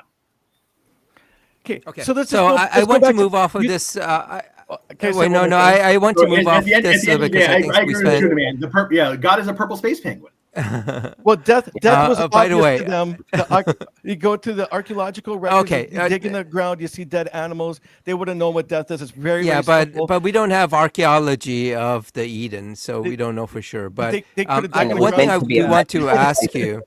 Yeah, it was a magical place. One thing I want to ask before we move off of this. So when they ate the tree of the fruit from the tree of knowledge of good and evil, what information or what knowledge did they gain that they didn't have before? Because it seems like you're saying that they already knew that it was not good to disobey God. So what knowledge did they gain?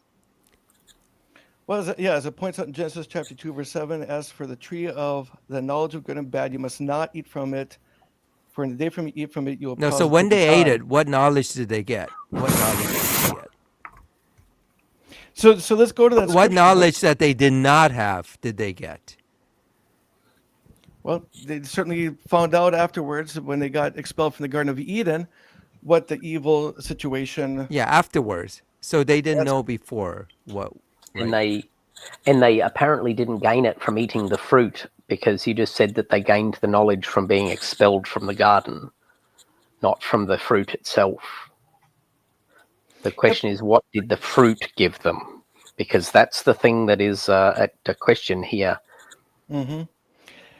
And the Bible doesn't say, does it? I mean, ultimately, so good and evil. Okay. It's pretty specific, and it's I think Orange. I think one of the worst kind of response to these things is the Bible doesn't say it, does it? Or because you could say so many things, because the Bible doesn't contain a lot of things, right? It's not a modern text. It's from thousands of years ago.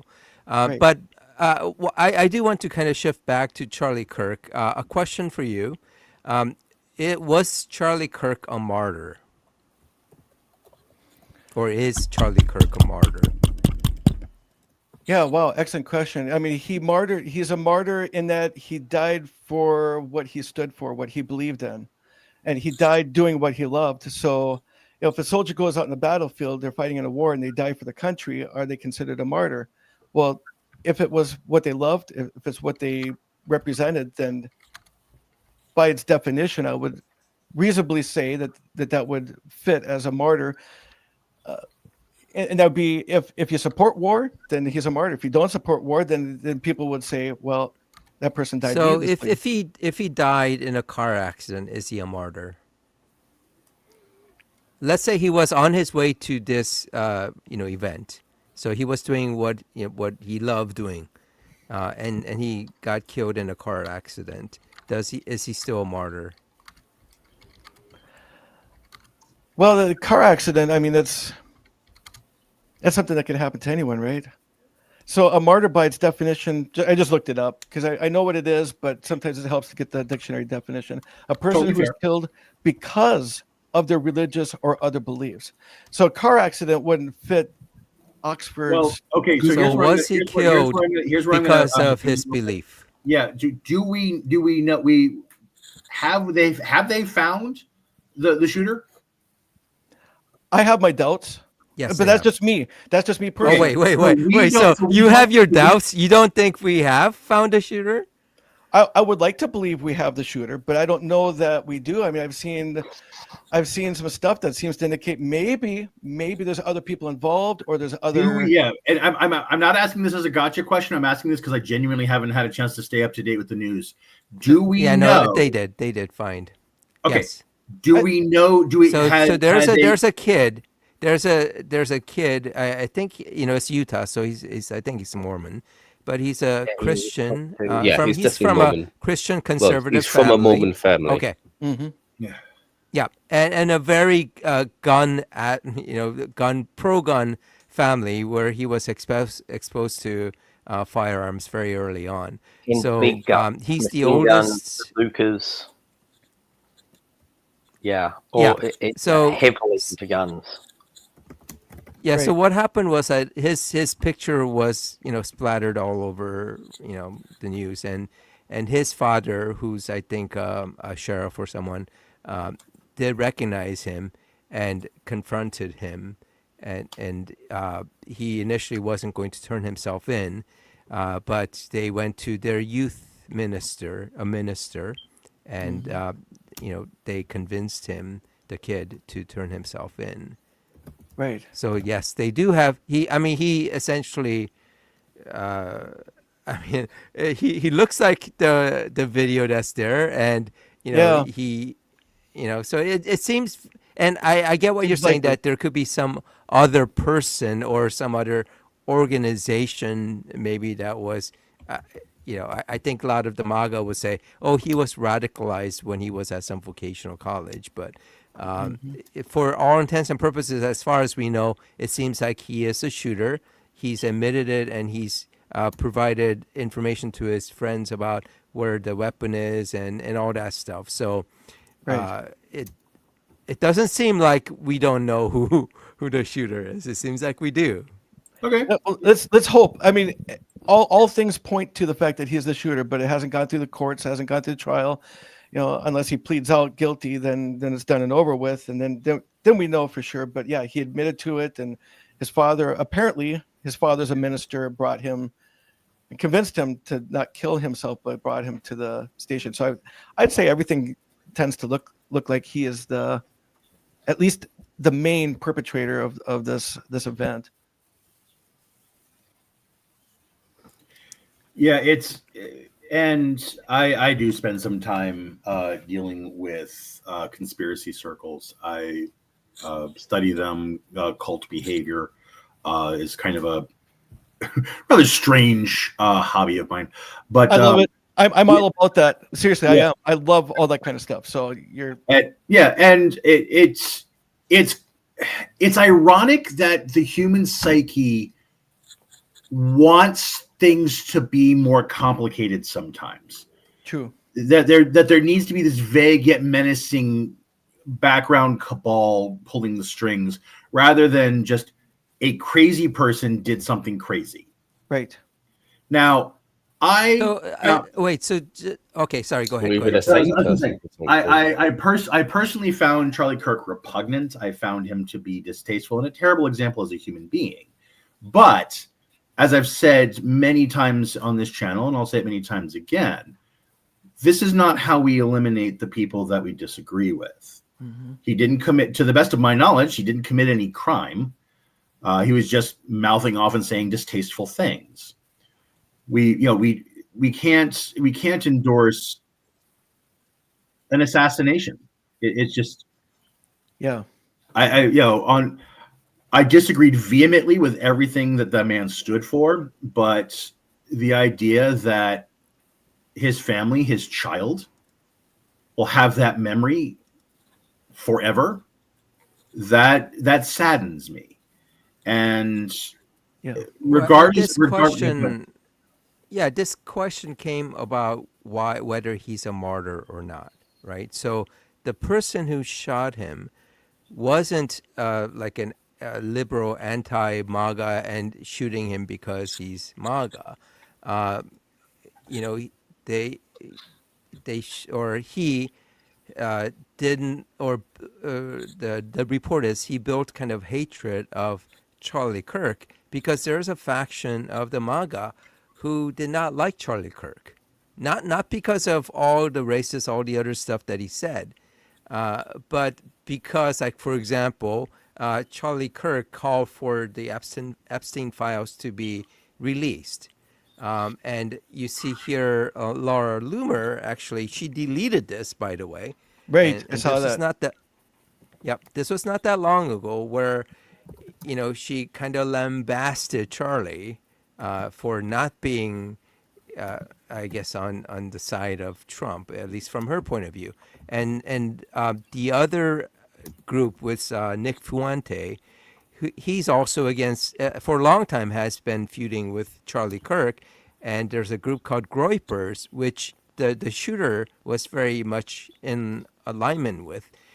Where they did not like Charlie Kirk, and Fuentes sent people to actually heckle and I guess bother Charlie Kirk when he was doing some of these events. So this is on the MAGA side, and the question goes back to, if let's just stipulate that this guy was a groyper and he believed all the anti Charlie Kirk things that came from the right, and so he took it in his own hand to get rid of Charlie Kirk. So if we stipulate that, is Charlie still a martyr? He died for what he believed in. I don't think he put himself out to be a martyr. Of course, I don't think he put himself out. I mean, he suspected that people would want him dead. I know he's in certain interviews where he said, "Yeah, people want to kill me," or he's gotten death threats. Any high No, but he didn't think it was going to be a MAGA that's going to kill him, right? He thought it was some BLM or liberal, Right. or some Right. a black person who didn't like what he said. He but he got killed by what seems to be a MAGA person. And again, let's maybe it'll come out that he's some liberal, but if we stipulate that he is a MAGA, the shooter is a MAGA, is he a martyr? When he died because of some internal feud about how more extreme that you could be, and maybe he wasn't extreme enough. Yeah, that's a really good question. So, going again to the definition of martyr, it says a person who is killed because of their religious or other beliefs, and that There's a different. I There's a more think- extended sorry, Orange. There was a more extended version that I put up of the definition, which is a little bit more like how most people view it, and that's from Merriam-Webster. Which, hang on, I'll pop it back up again. Actually, can you put it back up? Yeah. Where'd it get off to? Do we know what the reasoning behind Do we know what the reasoning behind it was? I'm playing catch up.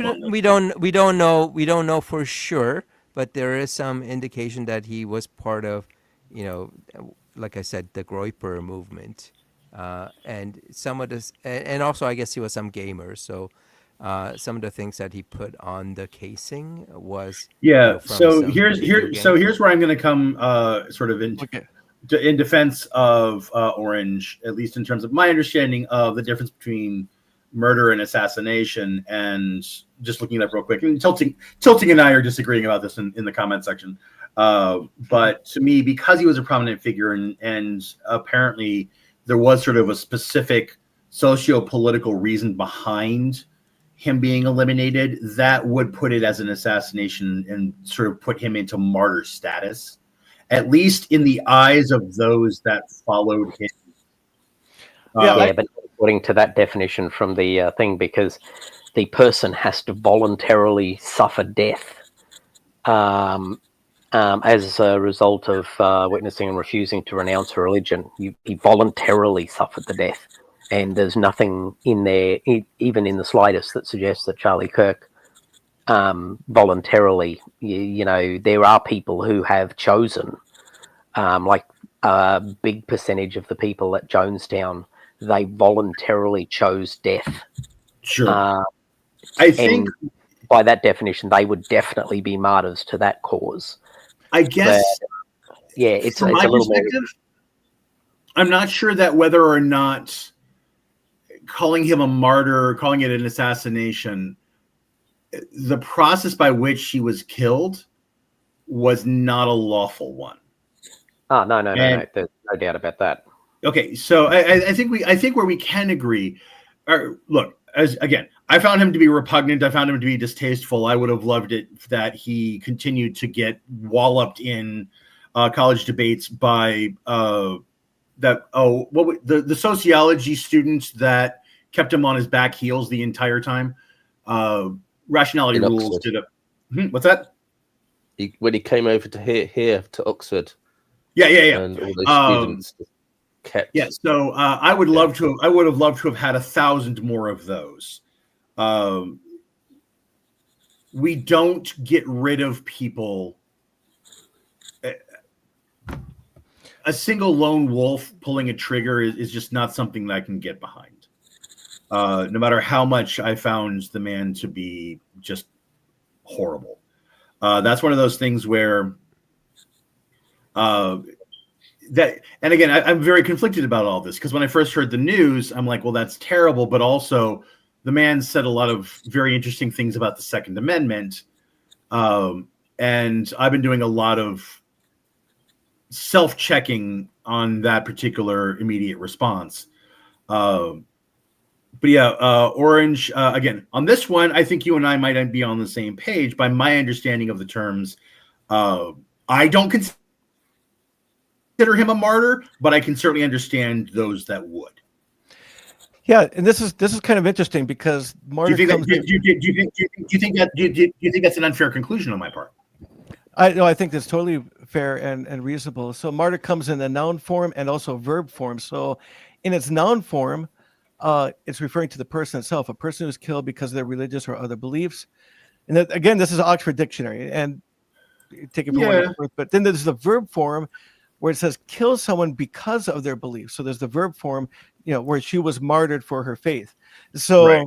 So there's two different forms. And so given that he was so strong in what he believed in, and even though it did vary, and even though there were some things that were wrong, and I did like to listen to him, there was a lot of things I didn't agree with. There were a lot of things that I did agree with. I don't think that there's any human on earth that anyone 100% agrees with everything they say, of course. But the thing is, he lived and died what he did. He loved the most outside of family things. So I think so in Minnesota, there were a couple Minnesota people who were shot and killed by that guy named Van Sporter. So one of them was a politician, and her husband were both killed. Are they martyrs? if they're shot and killed, I'm not actually familiar with that particular story in Minnesota. Can you give me a little more context? Yeah, so this guy who was like a very virulent anti-choice person, he's a preacher, and he like preached in Congo, like one of those extreme preacher kind of thing. But he's very, very anti-abortion, so he tried to kill a lot of people who support abortion. So he had like a whole list of people that supported abortion, and he went to a couple of the state politicians in Minnesota. One of them and his wife survived the shooting, and then he went to this other house that was close by and killed the woman, state representative, and her husband. And actually also their dog. He killed their dog as well. So were they martyrs because they were killed by this guy who killed them because he was anti-abortion? Yeah, wow, that's a really interesting question. He certainly had a hatred for them. The story sounds very. We're talking probably about 4 or 5 years ago. Had a hate. No, this was recent. Just like a few months ago. And by the way, one of the things that Charlie Kirk said was like, hey, you know what? Our true patriots should bail that guy out, the killer. And he said, he kind of made it like it was a joke, but he said it. Yeah, I wouldn't necessarily agree with those sentiments of Charlie for sure. So are they a martyr or not? The point I'm trying to get at is just because Charlie Kirk died doesn't make him a martyr. So if he got killed in a car accident, that doesn't make him a martyr. If he got, shot by some deranged kid who believed all these conspiracy theories and shot him, that doesn't make Charlie a martyr. That's the point I'm trying to get at. And sure, apparently No, I think it's a valid point. I think it comes down to how a person views them, their personal. I'm not sure a martyr can the term martyr be just like globally applied by one person, that everybody has to believe that any particular one person was a martyr.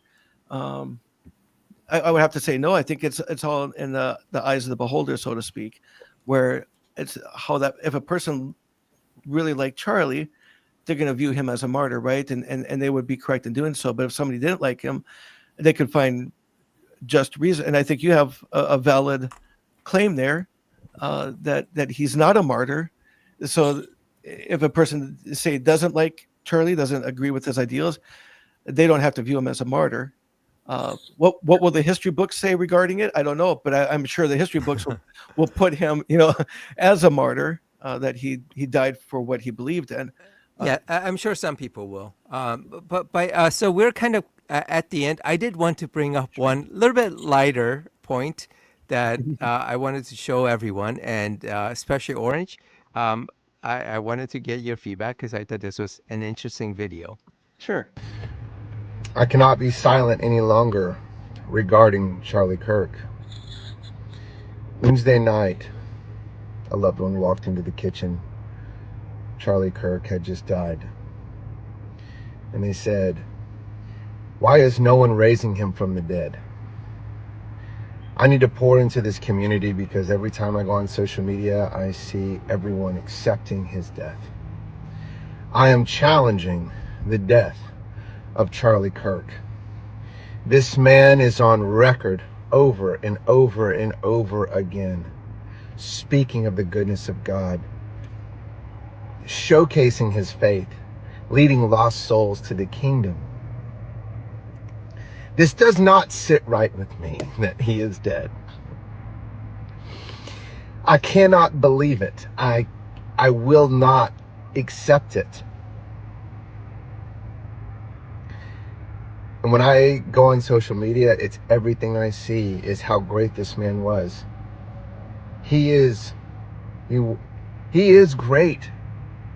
But let's not accept that he is dead.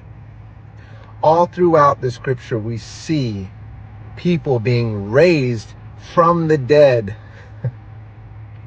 But someone has to believe first that it is possible. Who am I? I'm nobody. I am a certain disciple.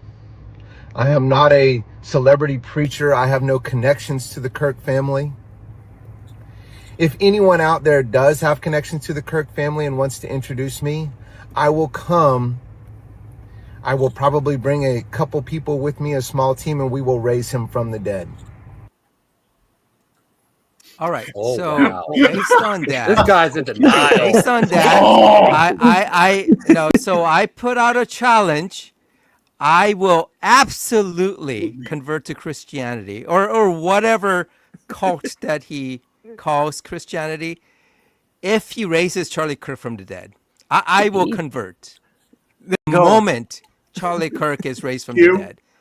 The question is, are any Christians willing to denounce Christianity if this guy doesn't raise Charlie Kirk from the dead? So my challenge to you, Orange, will you denounce Christianity if this guy cannot raise Charlie Kirk from the dead? My challenge to you on this live stream. Well, my basis in Christianity has nothing to do with Charlie Kirk or his killer or this guy who spewed these crazy sentiments. And what it comes down to is we don't want to die, and we don't want to believe when our loved ones died or someone that we care about dies. We want to find. It's just part of the human condition, right? Or as a Christian like me would say, that's how God created us. We don't understand death because we weren't created to understand death. We weren't supposed to die. Wait, so I think Orange, I think you're putting too fine a point on this. I am. This guy, it believes that he has so much faith, and I think he has more faith than you. He has so much faith that he thinks he can raise Charlie Kirk from the dead. Yeah, it's not going to happen. Might I point out? Can I just put out the suggestion that maybe, just maybe, he was trolling? It's a possibility. It is a possibility. Yeah. we was have a to. Poe. It was a good piece of good work if it was a Poe. He'd be definitely yeah, be like I for said, that I one. mean, I heard this and I'm just like, oh, this guy's taking the piss. This is amazing. I love it. Yeah. So he might be, but the thing is, like Blarg put up the Matthew 18:19. So he says at the end, it'll be him and like a small crew. He knows that he can't do it by himself. He needs another person. If two of you on earth agree about anything, it will be done. So he knew the Bible very well, I think, when he said he had to bring like a small crew. yeah. So, But yeah, you might be right. You might be right. It might be complete. I mean, if it is the case, he was trolling. It was a very well done. that Yeah, I would be mean, cool. He sounded pretty passionate, though. It looked like he started getting misty-eyed so he could be a good actor, I suppose. true. Yeah, But keep in good. mind, Stephen Colbert has spent the last 20 years playing a caricature of himself. So, True that. Yeah. so I mean, So Stephen Steve-O, you wanted to be on, and I'm a fan of Colbert's. I'm just pointing out that yes, this guy could be a troll and come across as sincere. True. Yes. So yeah. Right, go ahead, Steve-O. I don't know. I just want to be on back on, just in case, just to make some snarky remarks in case something came up. Okay, all right.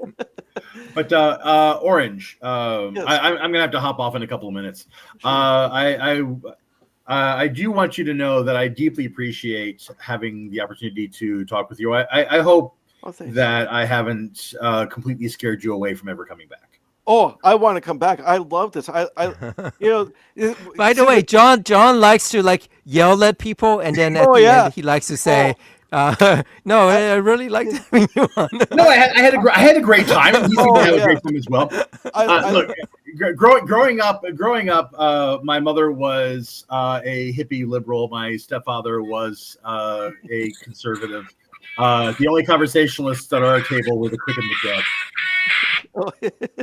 No, Craig was not happy with your comment, Orange, about death. Everyone. Yeah, neither was I. Okay. Yeah, it was okay. So here's the thing, Orange. It's not that I do or don't look forward to death. I just accept the fact that it's going to happen. Now, I'm not going to off myself tonight. Why? Because I have plans tomorrow, and my partner is pretty. Nice. So but do you understand do you understand the distinction? By the way, Tilting, I really appreciate your kind words. And also, Craig, on several occasions in the comments section, poked me and told me to calm down and play nice. And I would like to formally thank Craig for being the poking stick I often truly deserve and need. Yes, I liked you as well. You did. But Orange, you do understand the third person validation. Thank you so much, everyone. But Orange, you do understand the distinction between my accepting the fact that I'm going to die, but not wanting to die. But that doesn't quite mean the same thing as the context that you're placing. Well, we all have a desire to live, and unless there's something wrong with a person, whether mentally or physically. Sometimes a person may not have that desire to live, but I believe that a healthy, normal, functioning, reasoning person generally would have a desire to live, and I do believe that that's a God-given feeling that's within us. It's preservation. That's what causes humanity to perpetuate. But yes, I will definitely. That's factually incorrect. Yeah. It is. Here's what I will say. I think you and I might have a lot of fun having a conversation about sort of the role that conspiracy theory plays, because in our thinking and in our functioning as human beings. Now, where you and I won't agree is that that tendency towards conspiracy, that tendency towards cult-like behavior is evident in lots of different places, including religion. It's one of the many reasons why, one of the reasons why I'm an atheist and one of the reasons why I'm an atheist.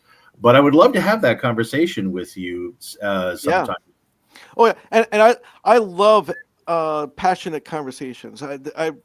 This appeals to me. This group right here, this discussion very much appeals to me. I love when people speak frankly. I love it when they're passionate about their views.